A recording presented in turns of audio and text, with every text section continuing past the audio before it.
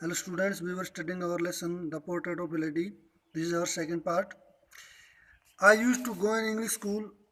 in a motor bus. There were no dogs in the streets and she took to feeding sparrow in the courtyard of our city house. अब देखो लेखक जो होता है वो school में गांव से शहर में आ गया है और अब वो स्कूल बस में पहले वो पैदल जाता था अब वो स्कूल बस में जाता है और वहाँ अब गलियों में उसके पास कोई कुत्ते नहीं है जाके उसकी दादी जो है किसी को रोटी दे सके तब उसकी दादी ने कोर्ट यार्ड जो घर का आंगन था उसी के अंदर उसको चिड़ियों को रोटी डालना शुरू कर दिया as the year rolled by we saw less of each other जैसे जैसे समय बीतता गया हम दोनों एक दूसरे से कम मिलते थे for some time she continue to make me up and get me ready for school when I came back she would ask me what the teacher had taught me कुछ समय तक वो मुझे स्कूल के लिए तैयार करती रही और जब मैं वापस आता तो उनसे पूछती कि मुझे स्कूल में क्या क्या पढ़ाया गया I would tell her English words and little things of western science and learning मैं उसे कुछ इंग्लिश के शब्द बताता और कुछ पश्चिमी साइंस यूरोपियन साइंस उस समय प्रोसेस चल रहा था साइंस का डेवलपमेंट का उसके बारे में बताता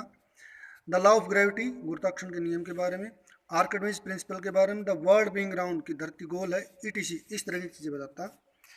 this made her unhappy she could not help me with my lessons ये उसको नाराज कर देते थे दुखी कर देते थे क्योंकि अब वो मेरी पाठ में सहायता नहीं कर सकती थी she did not believe in the things they taught at the English school वह उन चीज़ों में यकीन नहीं करती थी जो उसको इंग्लिश स्कूल में पढ़ाई जाती थी and was distressed that there was no teaching about God and the scriptures और उसको बहुत निराशा होती थी कि भगवान और अध्यात्म के बारे में कोई शिक्षा नहीं दी जाती थी one day I announce that we were being given music lessons एक दिन मैंने घर में आके बताया घोषणा की कि अब हमें संगीत की शिक्षा दी जाएगी सी वॉज वेरी डिस्टर्ब वह बहुत परेशान हो गई to her music had lived association it was the monopoly of harlots and beggars and not meant for gentle folks उसकी नज़र में संगीत एक बहुत ही नीच कार्य था ये जो वेश्याएं और जो भिखारी होते हैं उनके जीने कमाने का मुख्य साधन था और सब लोगों के लिए अच्छी चीज़ नहीं थी but she said nothing but her silence meant disapproval she really talk to me after that उसने कहा तो कुछ नहीं किंतु उसकी जो चुप्पी थी ये उसका डिसअप्रूवल थी असहमति थी अब हम बहुत कम बातें करते थे when I went up to university जब मैं यूनिवर्सिटी में गया I was given room for my own मुझे अलग से कमरा दिया गया the common link of friendship was snap हमारा जो कॉमन सामान्य सा जो संबंध था वो भी खत्म हो गया my grandmother accepted her seclusion with resignation उसने अपना त्यागपत्र के साथ अपनी जो सहमति थी उसने अपना एक्सेप्ट कर लिया she really left her spring wheel to talk to anyone अब वो कभी कभी किसी से ही बात करती थी for sunrise to sunset she sat by her wheel spinning and reciting the prayer अब वह अपनी कुर्सी के ऊपर बैठी रहती थी जो व्हील चेयर में बैठी रहती थी और पूरे दिन अपनी प्रेयर करती रहती थी only in the afternoon she relax for a while to feed the sparrow केवल दोपहर के समय चिड़ियों को रोटी डालने के लिए खाना डालने के लिए दिखाई देती थी while she sat in the veranda breaking the bread into the little bits hundreds of little birds collected round her creating a veritable bedlam of chirpings जब वो बरामदे के अंदर बाहर आती थी और जब वो रोटियों के टुकड़े दानों के टुकड़े डालती थी तो कई संख्या में चिड़ियाएँ उसके पास आ जाती थी खाने के लिए उनको और बरामदे के अंदर एक बहुत ज़बरदस्त आवाज़ होती थी चहचहाने की उनकी आवाज़ हुआ करती थी some came and perched to her legs others on her shoulders some even sat on her heads कुछ उसके पैरों पर बैठती कुछ उसके कंधों पर कुछ तो उसके सर पर ही बैठ जाती she smile but never shooed them away वह मुस्कुराती कभी उसको दूर नहीं भगाया it is use to be happiest half hour of the day for her ये उसके लिए उसके दोपहर का सबसे प्रशंसित होने वाला समय होता था when I decided to go abroad for further studies I was sure my grandmother would be upset जब मेरे लिए निश्चित किया गया कि मुझे विदेश में जाकर पढ़ाई करनी है तो मुझे यकीन था कि मेरी दादी माँ बहुत ही उदास हो जाएंगी I would be away for 5 years and year term मुझे 5 साल के लिए बाहर जाना था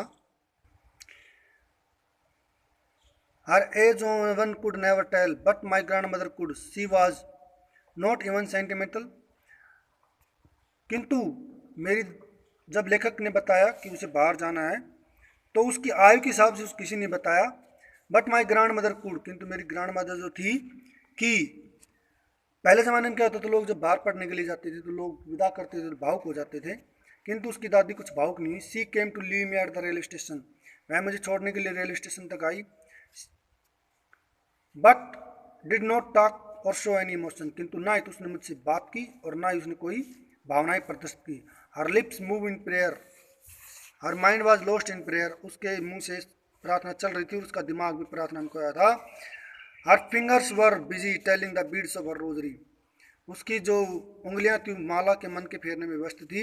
silently she kiss my forehead and when I left I cherished to most imprint as perhaps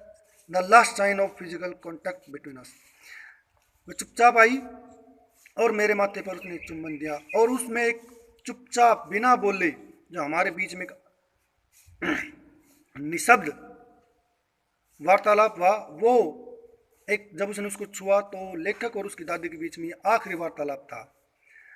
but she was not so, किंतु वैसे नहीं थी। After 5 years I came back home and was met my by her at the station, किंतु 5 साल जब मैं वापस आया तो वो मुझे स्टेशन पर मिली। She did not to look a day older, वह एक दिन भी बूढ़ी नजर नहीं आ रही थी। She still had no time for words and while she clasps me in her arms I could hear her reciting her prayer, उससे वह अभी भी अपनी प्रार्थना गा रही थी। उसने जब मुझे अपनी बाहों में भरा तो मैंने उसकी जो बुदबुदाहट थी बातों की वो सुनी। Even on the first day of my arrival her happiest moment with her sparrow whom she fed longer and with farewells rebukes, जब मैं आज भी जब वो लेखक वापस आया है तो आज भी वो देखता है कि उसका जो सबसे पसंदीदा समय है वो आज भी वही है, उन चिड़ियों को खाना खिलाना, उन चिड़ियों को दाना डालना। इसका सेकंड पार्ट है, इसका थर्ड पार्ट हम अपने नेक्स्ट वीडियो में कंप्लीट करेंगे। Thank you.